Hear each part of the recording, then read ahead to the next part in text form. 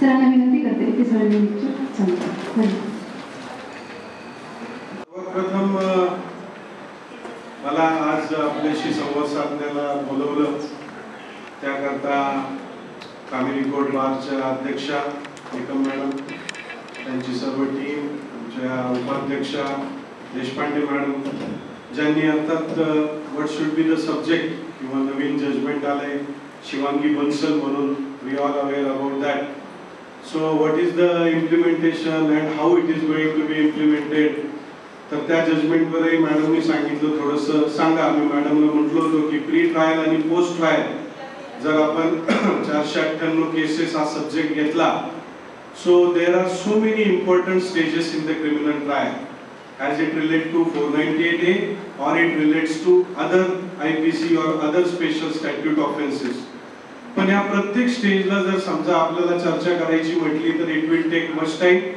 However, she said that right now actually new judgment has been delivered by the Honorable Supreme Court and you should just have your thoughts on that particular aspect. So thank you madam आणि सर्व team, आमचे सहकारी प्रथमेश, त्यानंतर आमचे मित्र थोडे sir, so आणि आपण सगळे वकील बांधव पुन्हा एकदा मनापासून आपले धन्यवाद. आणि आजचा आपला विषय मी सांगितला तसा pre trial and post trial stages of the 498A cases. आपण जर विचार केला तर 498A केसेस मध्ये नेमकं what is the first stage of the trial, pre trial. So trial actually commence कधी होती, after framing of the charges. आता we deal in a family matters. So family matter म्हटल्यानंतर MP हायकोर्टचं एक judgement आपल्याला आठवेल, it comes in the package.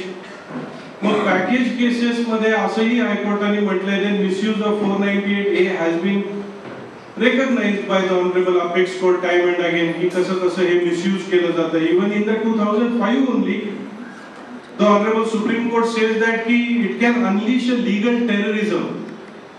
म्हणजे कायदेशीर दहशतवादाची सुरुवात असू शकतं जर 498A हे मिसयूज केलं.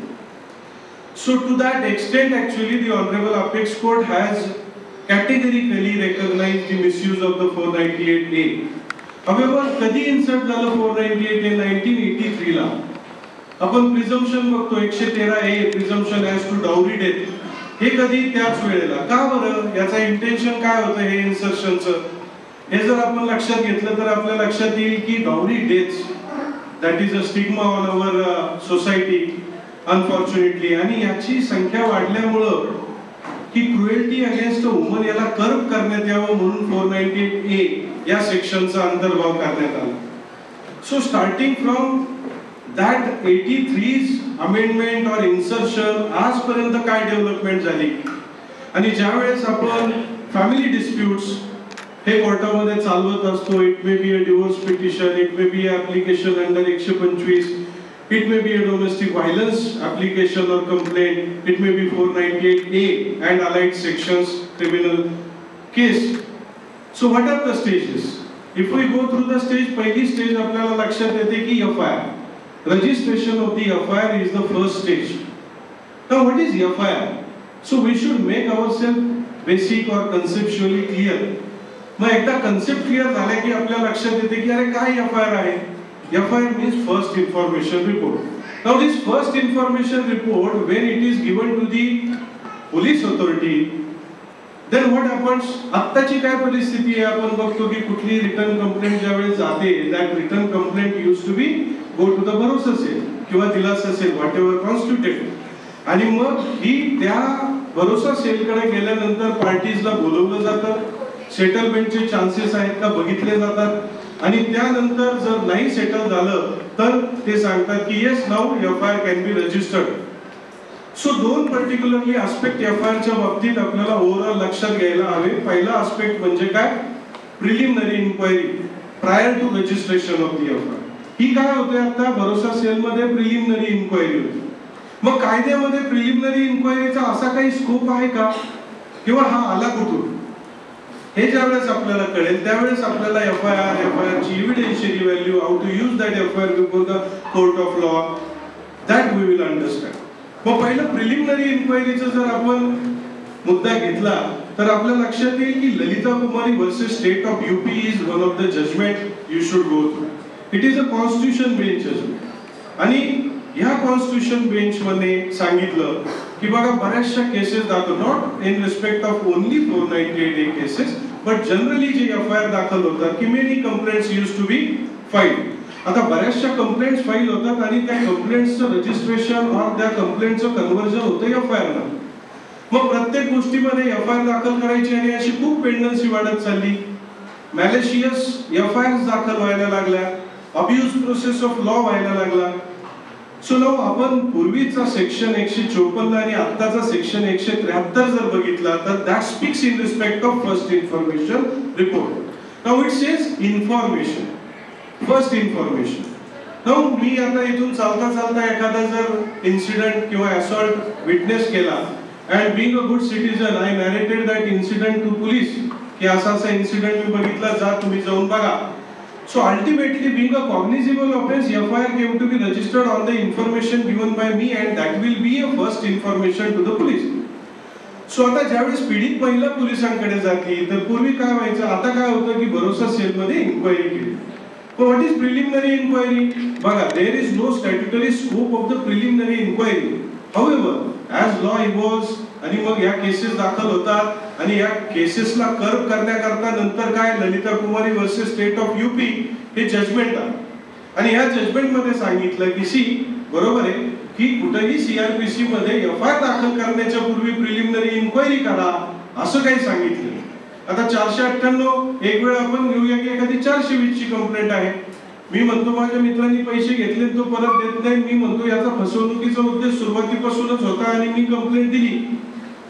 आणि पोलिसांनी काय केलं, प्रिलिमिनरी इन्क्वायरी. कशी इन्क्वायरी, बोलवलं, दोघांनाही बोलवलं, काय बाबा तुमचा काय व्यवहार आहे, whether they have to settle the dispute, no. So काय होतं की preliminary inquiry can be used from both the sides. म्हणजे एकीकडे डिस्प्यूट सेटल करण्याकरता पण वापर केला जाऊ लागला. म्हणून स्टॅट्युटरी रेकग्निशन जरी नसेल त्या प्रिलिमिनरी इन्क्वायरीला तरी सुद्धा Lalita Kumari versus state of UP या कॉन्स्टिट्यूशन बेंचच्या जजमेंटनी रेकग्नाइज केलं आणि सांगितलं सी बरोबर आहे अशा पण केसेस होतात where preliminary inquiry is permissible though shall word has been used in section 154. म्हणजे 154 मध्ये FIR दाखल कशी करायची, police is at bounden duty to register the FIR, they cannot refuse to register the FIR. ते refuse करू शकतात का, नाही, शॅल वर्ड यूज केलेला आहे. But at the same preliminary inquiry करायची का, प्राथमिक चौकशी करायची का की ॲलिगेशन मध्ये तथ्य आहे की नाही. तर मग honourable supreme Court says that there is a category of cases like matrimonial offences, delay more than 3 months, then commercial disputes. So you go to that particular Lalita Kumari versus State of UP, ज्याच्यामध्ये in the year 2007 the Honorable Constitution Bench of the Supreme Court has given the category of the cases where preliminary inquiry is permissible. आणि ती किती दिवसात करायची, 7 दिवसात करायची. ते कोणाला कळवायचं, कंप्लेनंटला कळवायचं. म्हणून आज जे आपण बघतोय सो कुठेतरी त्याचे रूट्स आपल्याला त्यामध्ये दिसतात. सेकंडली टेरिटोरियल ज्युरिस्डिक्शनचा मुद्दा आहे तो so far as stage of the FIR is concern की अरे कुठे दाखल करायची. पीडितेने जिथं शेल्टर घेतलं, the honourable supreme court has clear that particular thing की तिने जिथं शेल्टर घेतलं because of cruelty she has been driven out of the home. आणि तिला जर घरातून काढून दिलं तर तिने जिथं शेल्टर घेतलं that can be the jurisdiction where complaint can be filed. So both. मग असं म्हणू शकत नाही की हे बघा तुमचे क्रुएल्टीचे इन्सिडेंट पुण्यात झाले आणि आता तू नगरला का दाखल करतेस. No, she has taken the shelter in Nagar. मग या संदर्भात कायद्यात काही बदल झाला का, तर कायद्यातला बदल जर आपण बघितला तर आपल्या लक्षात येईल की first thing that is territorial irrespective of territorial jurisdiction. हा त्याच्या 173 सेक्शन मध्ये वापरलेला वर्ड आहे. म्हणजे FIR it is a bounden duty of the investigating officer or that station house officer to register the FIR because shall word has been used and he cannot refuse the registration of the FIR on the count of territorial jurisdiction. मग territorial jurisdiction मला नाही, आमच्या हद्दीत येत नाही, हद्द दुसऱ्या police स्टेशनची सुरू होती, साहेबांना बोलावं लागेल. No, you cannot refuse the registration. मग पुन्हा ती रामालूचं एक जजमेंट होतं आणि मग स्टॅट्युटरी रेकग्नाइज केलं गेलं when these new laws came to be enacted and came to be implemented.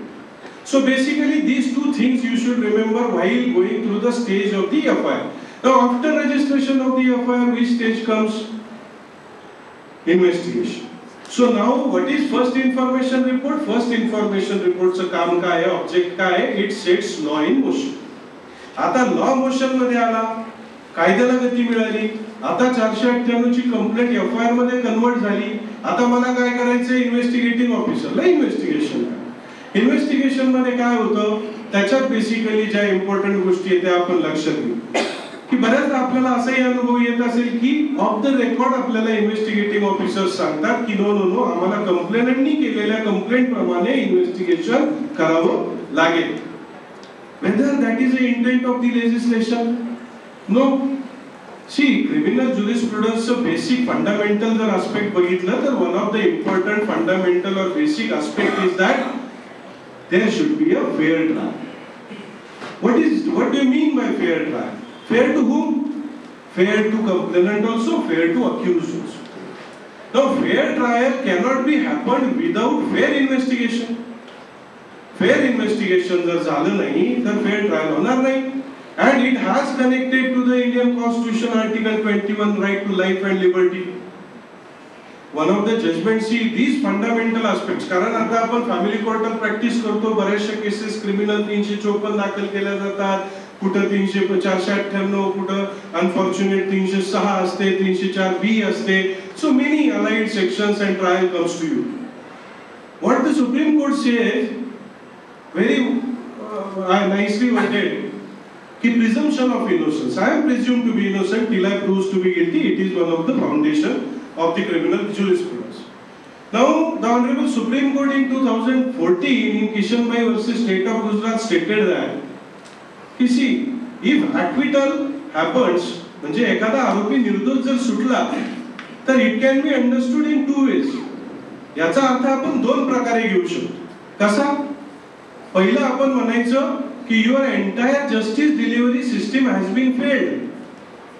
कारण तुम्ही त्या आरोपीला आरोपी म्हणून ट्रीट केलं, त्याच्यावर खटला चालवला, केस चालवली आणि तो निर्दोष सुटला. तो निर्दोष सुटला याचा अर्थ असा झाला की ही जी सिस्टीम जस्टिस डिलिव्हरी सिस्टीम तुम्ही उभी केली आहे that has been failed.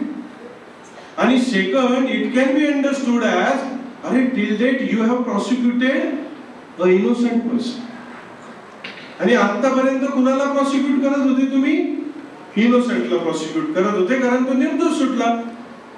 So basically having in mind these foundational aspect of the criminal jurisprudence when it goes to the investigation in the 498 cases, आपण एक लक्षात ठेवलं पाहिजे की being आपण जर आरोपीला डिफेंड करत असू, असे बरेचसे एव्हिडन्स असतात की जे आरोपींच्या ताब्यात असतात आणि इन्व्हेस्टिगेटिंग ऑफिसर ते एव्हिडन्सेस सामील करून घ्यायला नकार देतो.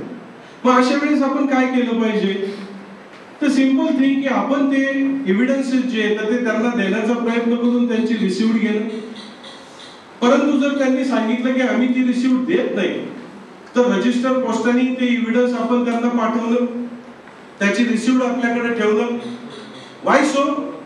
बघा, याच्यामध्येही एक खूप इम्पॉर्टंट जजमेंट म्हणजे रिसेंटली आता सरला गुप्ता म्हणून जजमेंट आपल्याला वाचायला मिळेल, that is in respect of.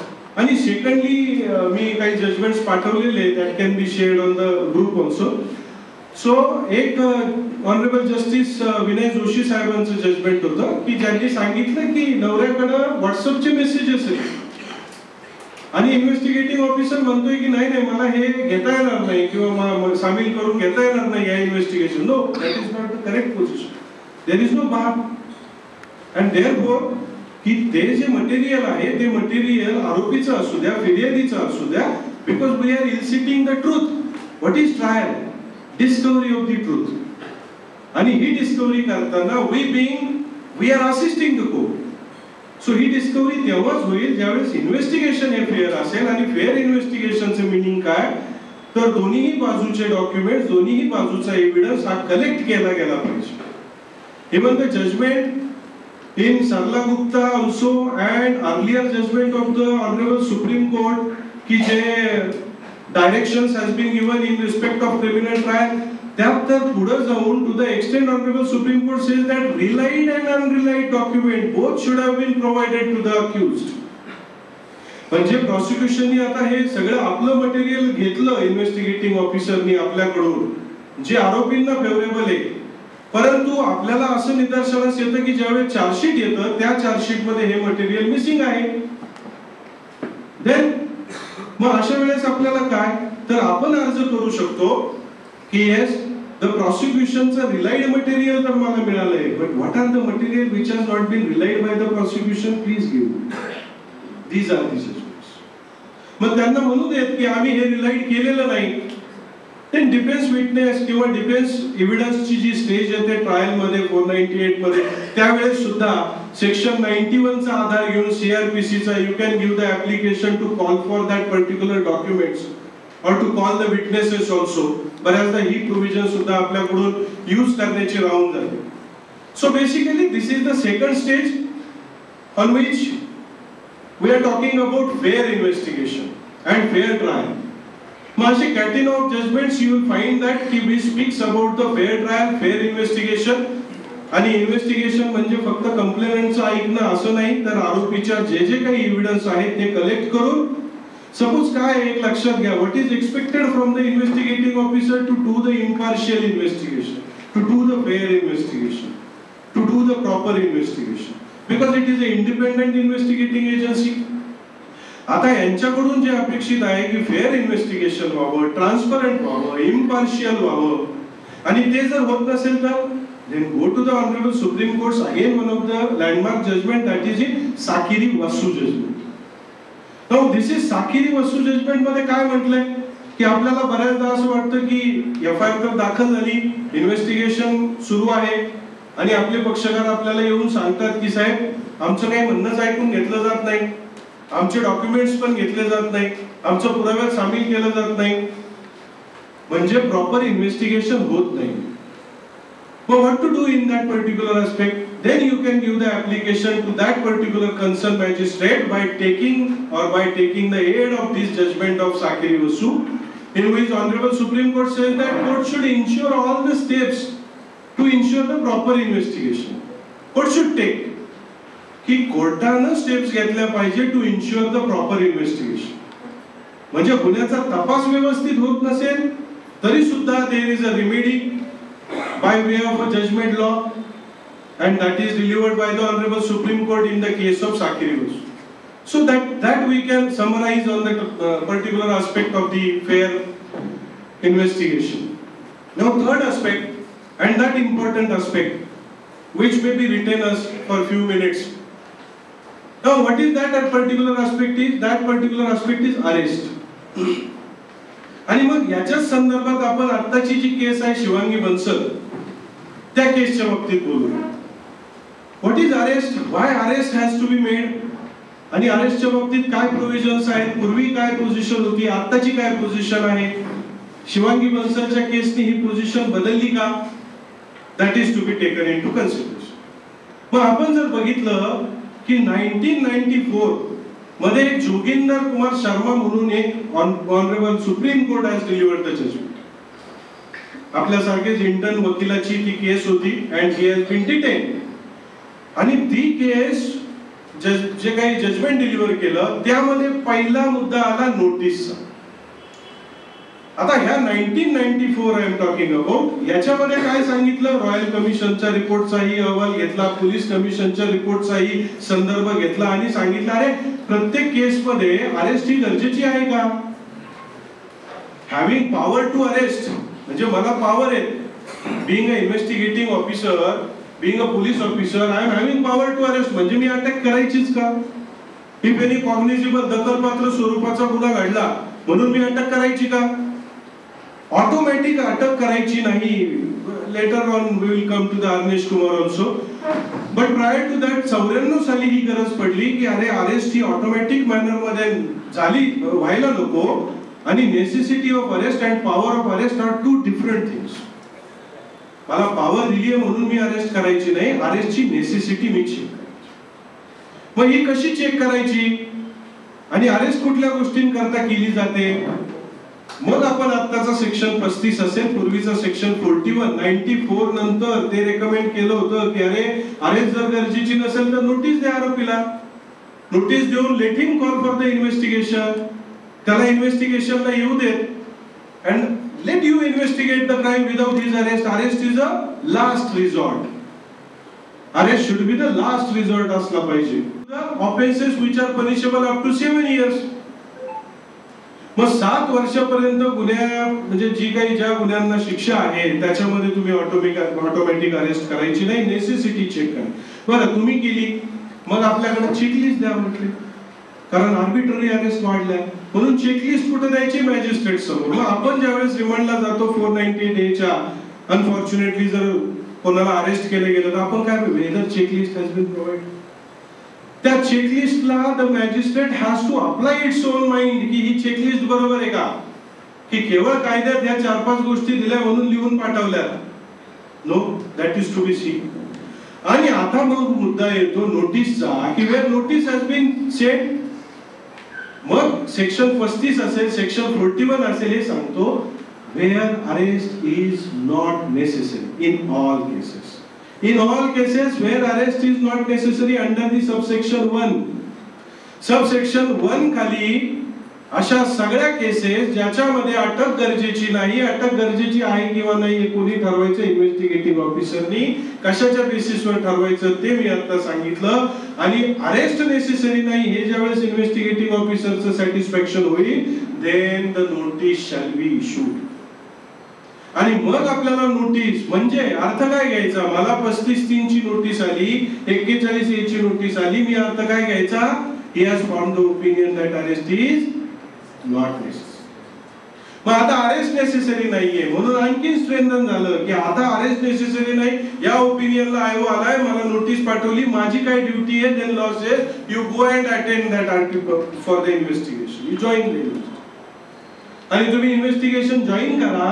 Investigation join जर तुम्ही केलं आणि त्यांनी सांगितलेल्या निर्देशाचं पालन केलं तर till that time you shall not be arrested, तुम्हाला अटक होणार नाही. हाउएव्हर अनलेस, परत काय म्हटलंय म्हणजे आपल्या मनात हा प्रश्न राहतो की 35(3) ची नोटीस आल्यानंतरही अटक होईल का, तर होऊ शकेल. कारण दॅट पर्टिक्युलर सेक्शन जर आपण व्यवस्थित वाचला तर आपल्या लक्षात येईल it has been connected with the word unless. Reasons to be recorded in the writing if that investigating officer comes to the conclusion that without arrest or arrest is necessary. मग मला नोटीस दिल्यानंतर सुद्धा investigating officer is having very much power to arrest. म्हणून समजून घेताना आपण हे लक्षात घ्यायचं की necessity of the arrest, powers of the arrest to different thing. हा लॉ जो इव्हॉल्व झाला अटकेचा, हे मिसयूज आपण बघितले अर्नेश कुमार पर्यंत, that is also a case of 498A. Then it was followed in Satyendra Kumar अंटीलच्या केस मध्ये सुद्धा फॉलो केले. Then we will come to the Shivangi Bansal's case. Now supreme court has delivered on 22 जुलै. आता काय झालं याचाही थोडंसं बॅकग्राऊंड आपण लक्षात घेतलं पाहिजे की what is this case is all about. चला, मॅट्रिमोनियल डिस्प्यूट होता, 15 केसेस बायकोनी केल्या, 10 केसेस नवऱ्यानी केल्या आणि सगळं सगळीकडे चालू होतं, फाईन. बट याच्या अगोदर जे काही डिस्चार्ज ऍप्लिकेशन होतं, that discharge application went before the honourable high court of the Allahabad 498A किंवा एका त्या केसचं. And in that discharge application, certain observations has been made by the Honorable Justice Rahul Chaturvedi in that particular case. That is a single bench, single judge of the Honorable High Court. काय observations घेतले त्यांनी? आता मी ते I thought that पण without reading मी ते judgments आपल्याला पाठवतो.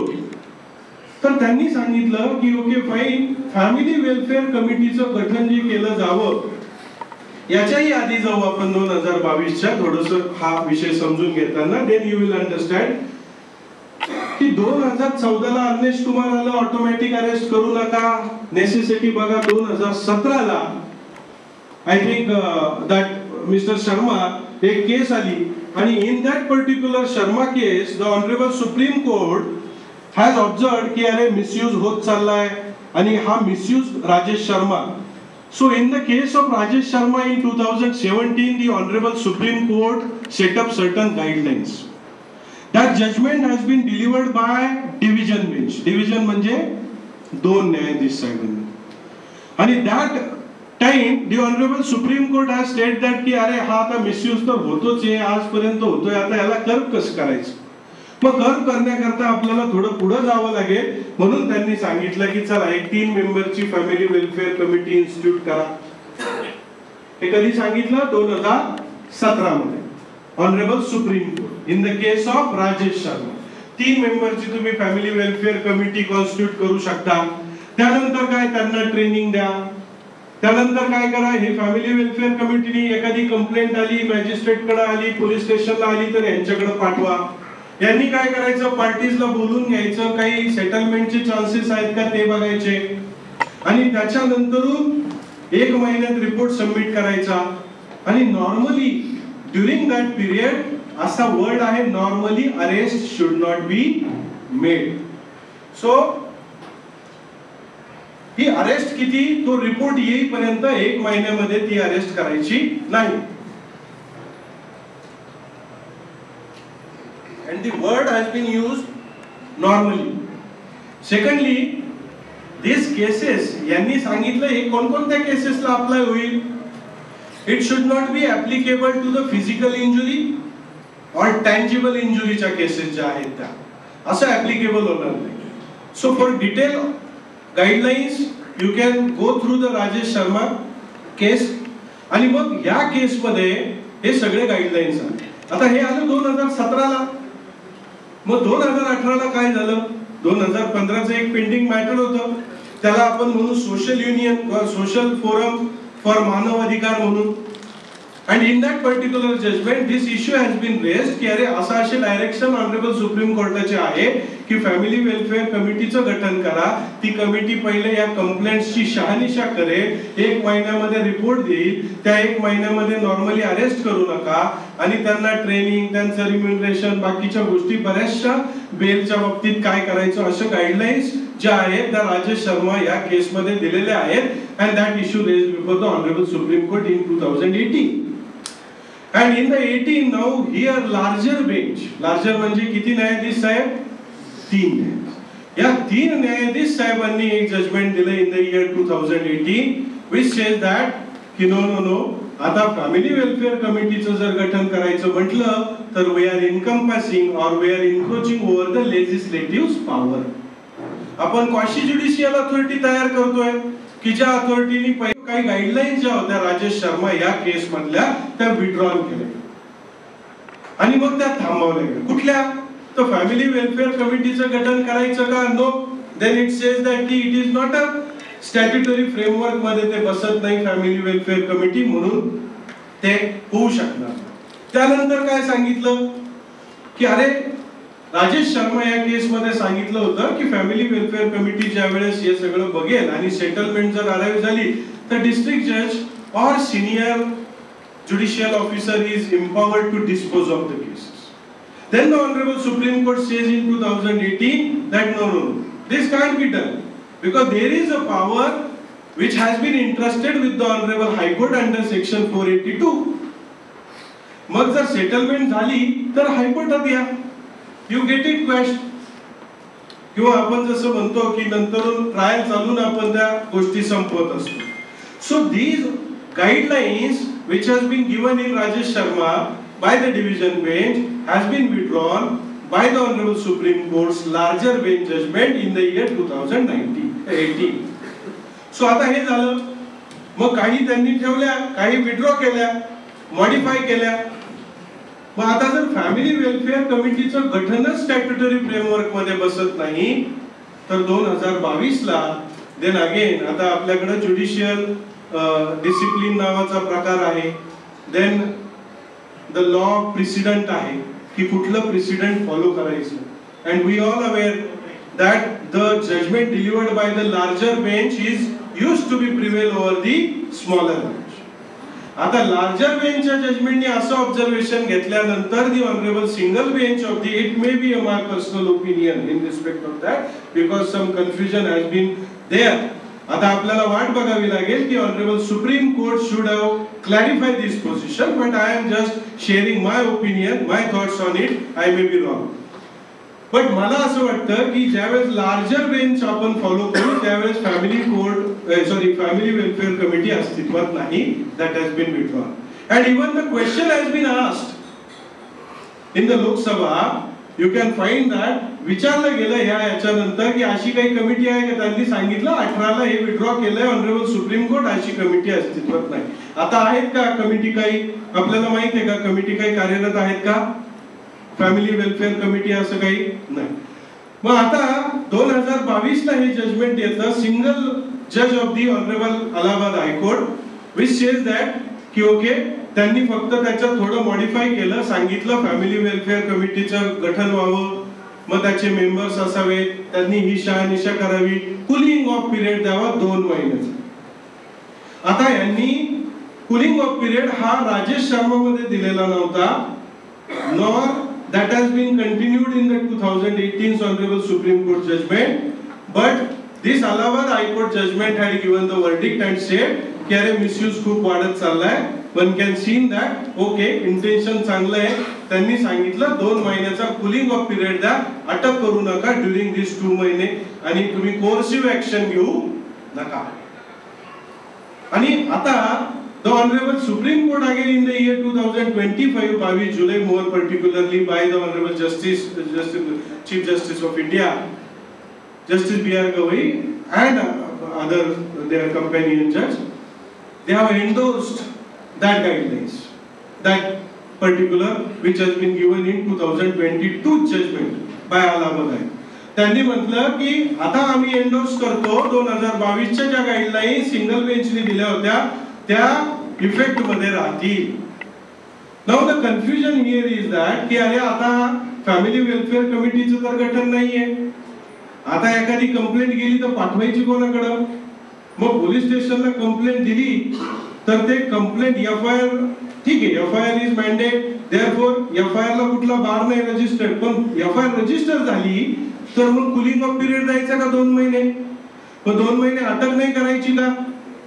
So my humble and respectful opinion to that extent, with due respect to the judgments of the Honorable Apex Court, that the larger bench would always prevail, and that is to be clear by now Honorable Supreme Court, and hope so कि it will be clear soon in the future. म्हणून आता cooling of पिरियडचा हा जो आपण विषय बघत होतो किंवा फॅमिली वेलफेअर कमिटीचं गठन आपण मग अँटिसिपेटरी वेल मेंटेनेबल आहे का. Very well maintainable. You can seek the anticipatory, yes, you can seek the anticipatory bail and directions from the court. So this is what I can gather from these 2 judgments which has been recently delivered. आता now मला वेळ पण yes. So मग पुढच्या ज्या stages आहेत आपण इथपर्यंत आलोय. आता पुढच्या काय काय स्टेजेस असतात. इन्व्हेस्टिगेशन कंप्लीट झालं, then chargesheet came to be filed. But charge and discharge. Discharge is also valuable and one of the important right of the accused. That should not be ignored. काय होतंय प्रिझम्पशन of innocence तुमच्या favour मध्ये आहे प्रत्येक स्टेजला आणि म्हणून abuse process झाली नाही पाहिजे. तुम्हाला एका खोट्या केस मध्ये ती केस चालवत तो that will be abuse process of law आणि म्हणून सांगितलं की डिस्चार्ज इज ऑल्सो व्हॅल्युएबल. मग 498A मध्ये डिस्चार्ज कोणकोणत्या ग्राउंड्सवर होतो, आपण काय लक्ष दिलं पाहिजे 498A च्या किंवा अलाइड सेक्शन्स मध्ये आणि डिस्चार्जचे पॅरामीटर काय.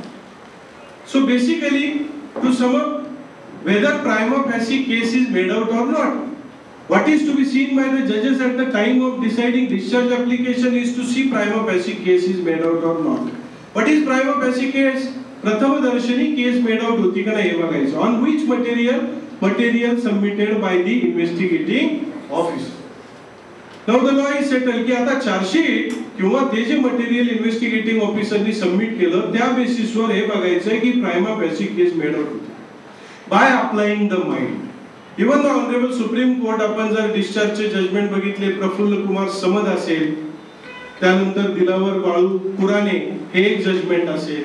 देन आता in this respect you can Kangshan Kausar versus Sonam versus state of Kangshan Kausar at the rate Sonam versus State of Bihar, that also judgment can be followed. मग आपल्याला बाकीचे grounds माहिती आहे, vague and generic allegations has been made, then they are distantly related, then they are having occasionally visits to the matrimonial house, then they are short tenure residence with each other, आणि जे allegations आहे that is normal wear and tear of the matrimonial life, that is not coming within the ambit of the cruelty which has been defined under section 498A, because cruelty for the divorce is maybe different, cruelty for the domestic violence may be different, cruelty for now implication of the accused under section 498A, that is different. Why? कारण domestic व्हायलन्सचा scope किती वाढलेला आहे आपल्याला माहिती. Harassment, sexual harassment, verbal harassment, emotional harassment, economic harassment और economic abuse, that has been included in domestic violence. Now so far as cruelty under divorce, that is altogether different. So these factors you will have to consider while deciding the discharge.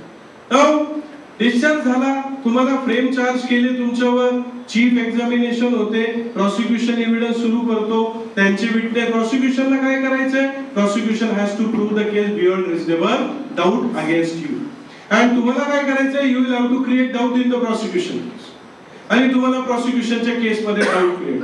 हे doubt कसं create करायचं, chief मध्ये काय लक्षात ठेवायचं, ज्यावेळेस prosecutor chief मध्ये घेतो, the basic rule of the chief examination that leading questions are not permissible. What is leading questions?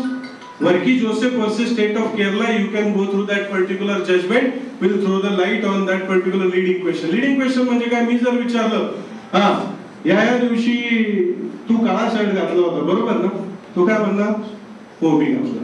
या दिवशी असं असं तुझ्यावर हे मारहाण झाली बरोबर आहे, हो बरोबर.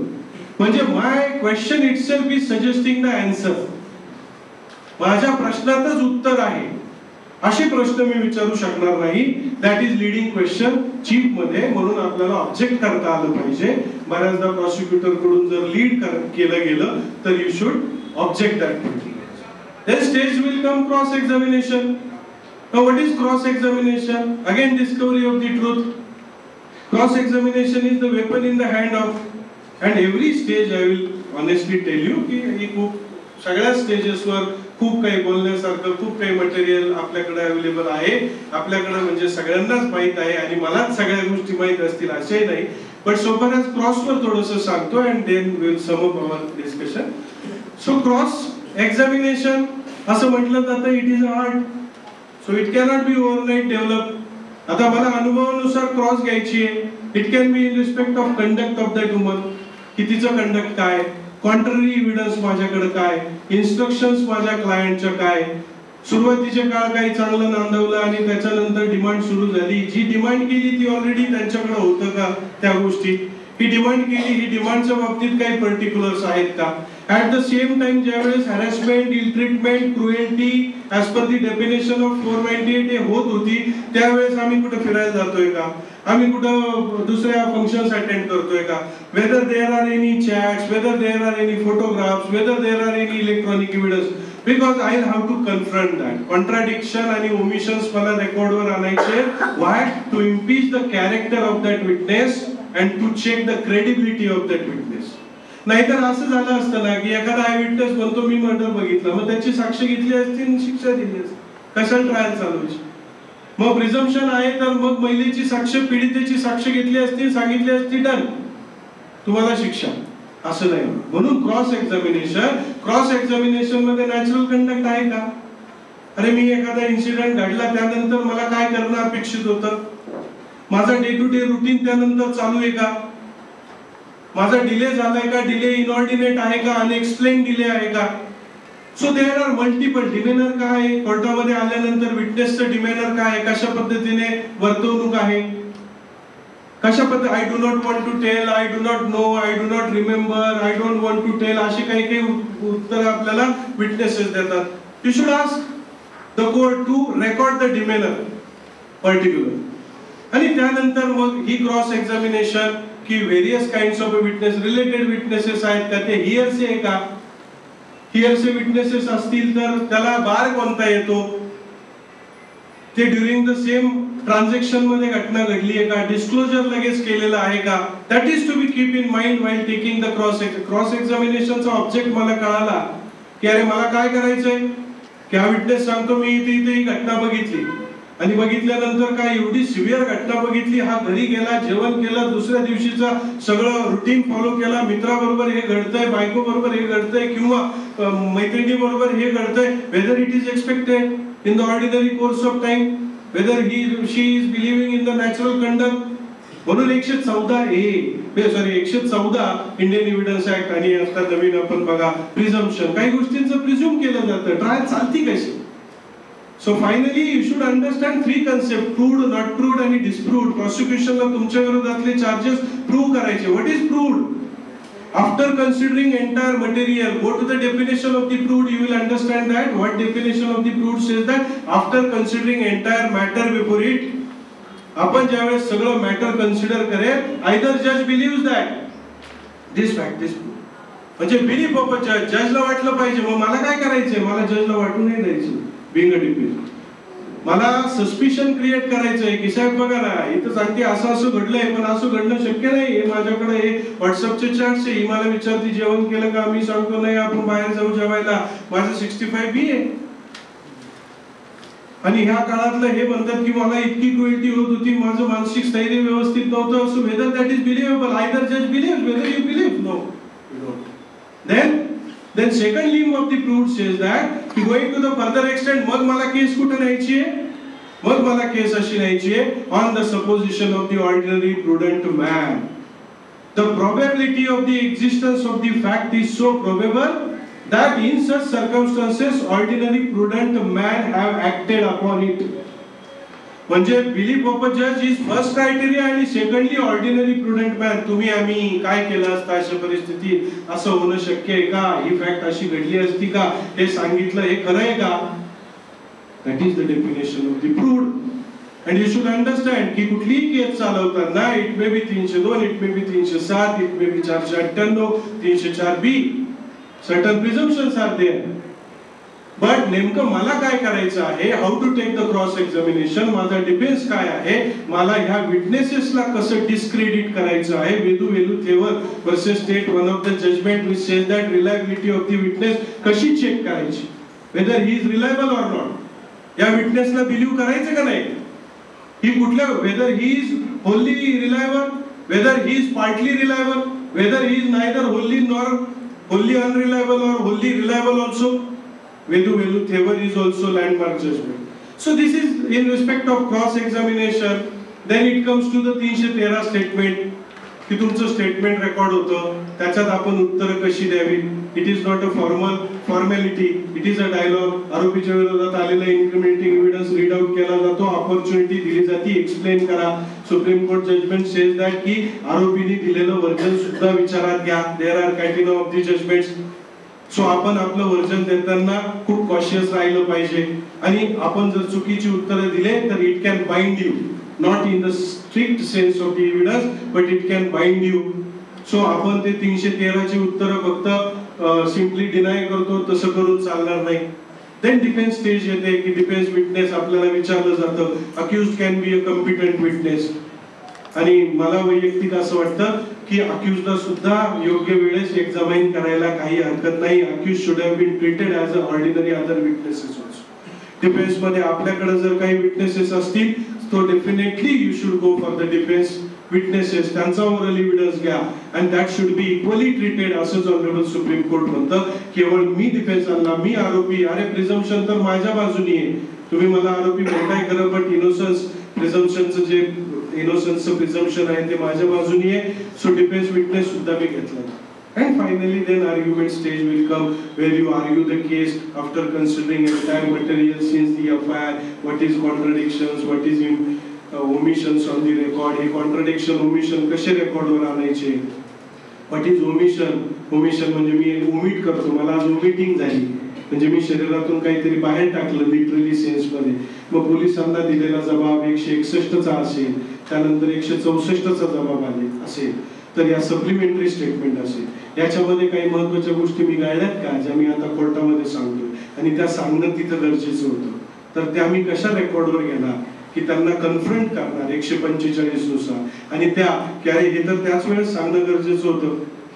आणि देन म्हणजे Tehsildar Singh versus state is the very celebrated and landmark case in that particular respect of the contradiction and omission while conducting the trial under section 498A.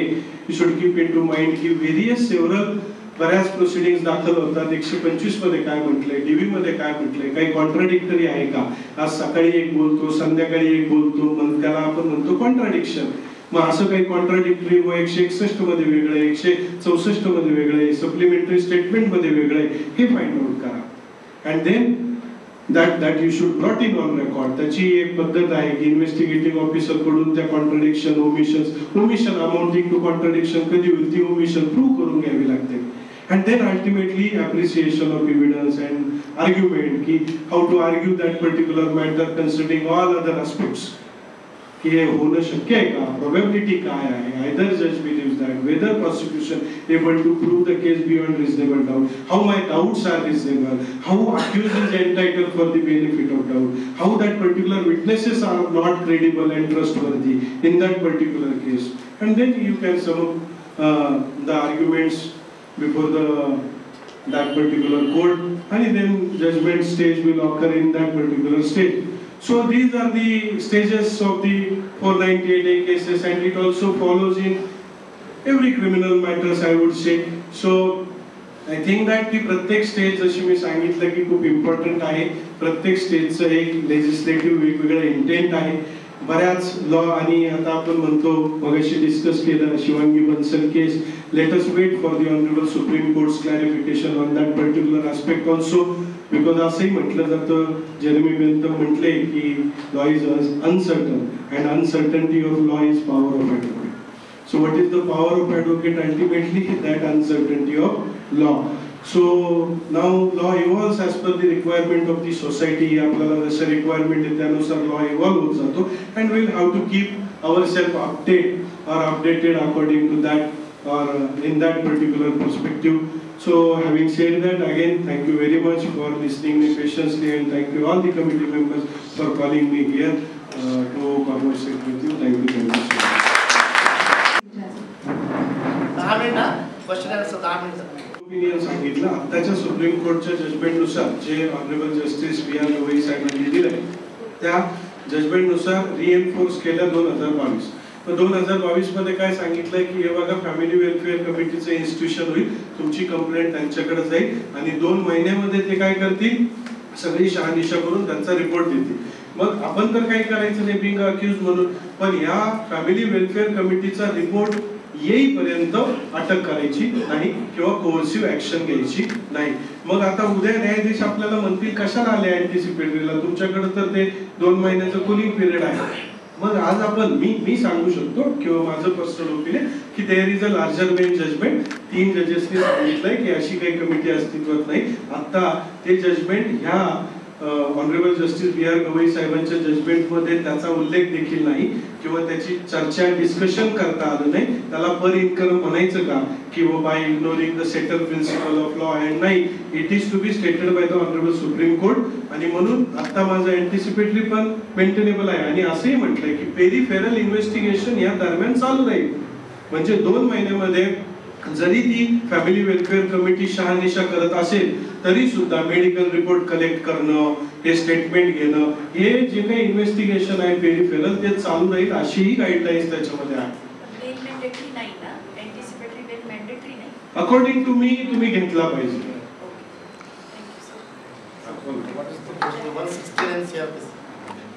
169 B summary C summary आता मगाशी ते ओघाने आलं होतं म्हणजे डोक्यात, पण ते राहिलं नाही. तर आपण ज्या फेअर इन्व्हेस्टिगेशन जे म्हणतो तो इन्व्हेस्टिगेटिंग ऑफिसर इन्व्हेस्टिगेशन करतो, तो इंडिपेंडंट कसा आहे, त्याला पॉवर दिल्यात 169 काय की अरे त्याला जर कळालं की आरोपी विरोधात सफिशियंट पुरावा मिळाला नाही तर तो 169 रिपोर्ट करतो आणि रिलीज करतो आरोपीला, बरोबर.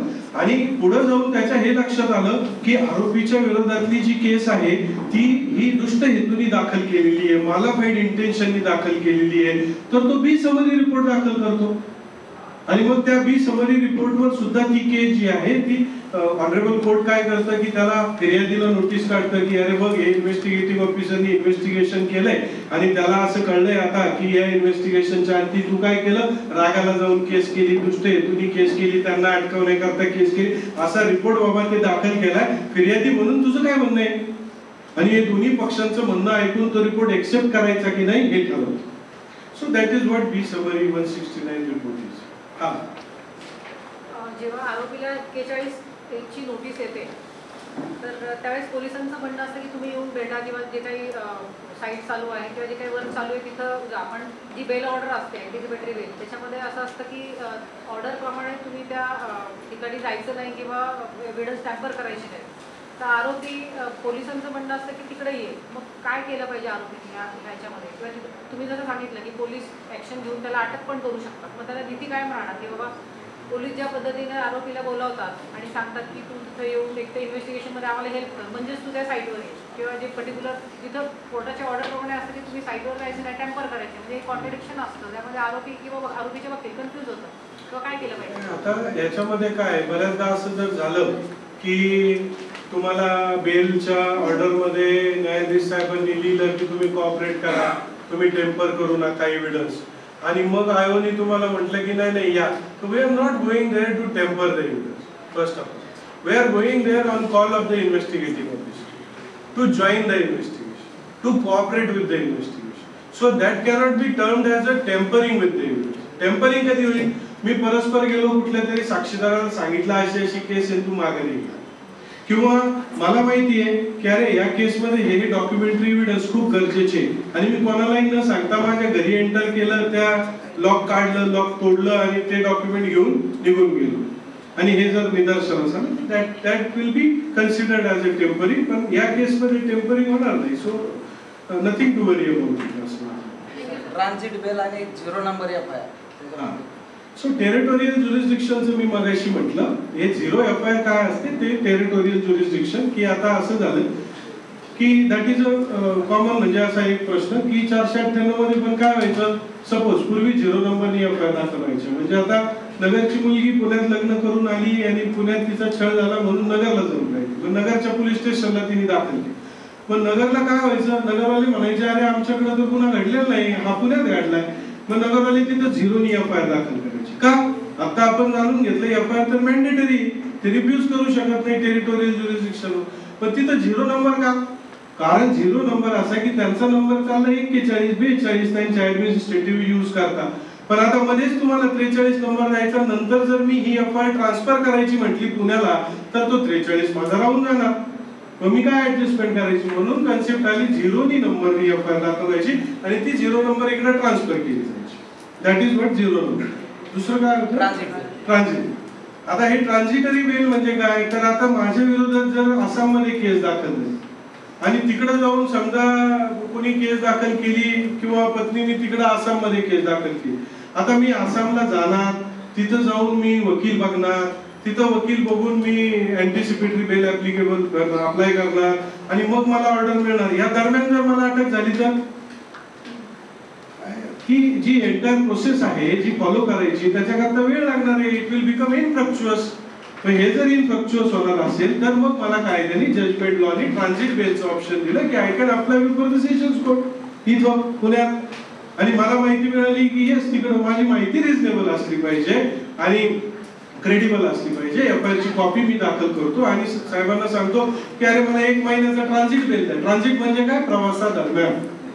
ट्रान्झिट रिमांड सुद्धा कन्सेप्ट असते की असं त्या आरोपीला तिकडून अटक करून इकडे आणायचं, 24 तासात तर हजर करायची, म्हणून ट्रान्झिट रिमांड. आणि अशाच पद्धतीने transit bail we can apply to the sessions court says that की अरे 1 महिन्याचा ट्रान्झिट बेल द्या so as to enable me to use this provision 438 or 482 की मी तिकडे जाईन, दाखल करेन, कोणीतरी वकील बरोबर घेईल. So that is what transit bail. Divorce by mutual consent झालं इकडे आणि ती स्टेटमेंटला आली आहे 498.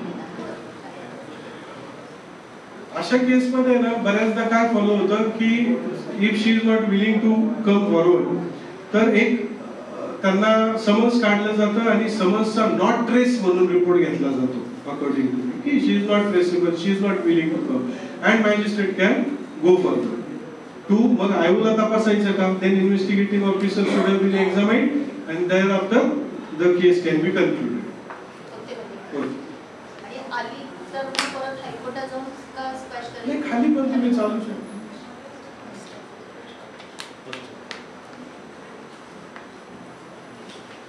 आहे का अजून कोणाचं काय? माझ्या केसमध्ये केस एफआयआर फाईल होती, पण का आरोपीलाच बोलत नाही आयो स्टेटमेंट घ्यायला किंवा जबाब घ्यायला, त्याचा काय नाही असं माझ्या 2 केसमध्ये झालेलं आहे. बोलवलंच नाही पोलिसांनी आणि डायरेक्टली चार्जशीट फाईल केली. हो, चार्जशीट फाईल केली डायरेक्ट. हे आरोपीकडे काय आहे की आता नाव investigation is prerogative of the investigating officer. म्हणजे मी आता आयो आहे, मला काय इन्व्हेस्टिगेशन करायचं हे मीच ठरवणार, बरोबर. मग मला आरोपीला जर इन्व्हेस्टिगेट करण्याची गरज वाटली तर मी आरोपीला बोलावणार, मी आरोपीचं स्टेटमेंट घेणार आणि मी स्टेटमेंट घेऊन मग आरोपीकडेही मी चौकशी करणार. पण काही केसेसमध्ये जर समजा आरोपीला बोलवलं नाही आणि तुमच्याकडे जर काही पुरावे असतील तर तुम्ही निश्चितपणे स्वतःहून ते पुरावे द्या. जसं मगाशी म्हटलं तर आरपीईडीने द्या, तिथं जाऊन द्या, त्याच्यावर रिसिव्ड घ्या, बरोबर. जर तुम्हाला वाटलं की अरे माझ्याकडे इन्व्हेस्टिगेशन होणं गरजेचं आहे, प्रॉपर इन्व्हेस्टिगेशन होत नाही, तर साकिरी मसूची केस वापरून तुम्ही इन्व्हेस्टिगेशन करता जा, प्रॉपर इन्व्हेस्टिगेशन.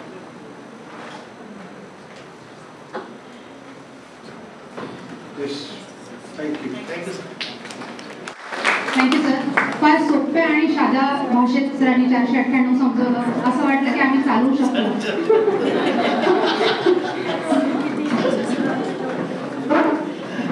आणि एकदम स्टार्टिंग पासून नोटीस पासून क्रॉस एव्हिडन्स जजमेंट सगळं सरांनी इतकं छान व्यवस्थित समजवलं की असं जे प्रश्न आले ते पण एकदम प्रॉपरच प्रश्न होते. त्यासाठी धन्यवाद. आणि आभार प्रदर्शनसाठी राहुलला मिळून त्यांनी आभार प्रदर्शन. धन्यवाद सर. आपण वेळात वेळ काढून आमच्या बार असोसिएशनच्या विनंतीला मान देऊन आज लेक्चर दिलं त्याबद्दल मी बार असोसिएशनच्या वतीनं आपले खूप खूप आभार मानतो. आजचं लेक्चर संपलं जाहीर करतो व पुढील लेक्चरची आपल्याला ग्रुपवरती कळवण्यात येईल.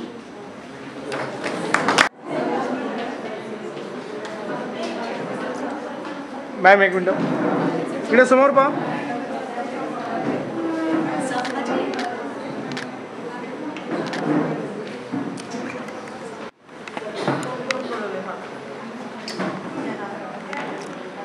समोर पहा.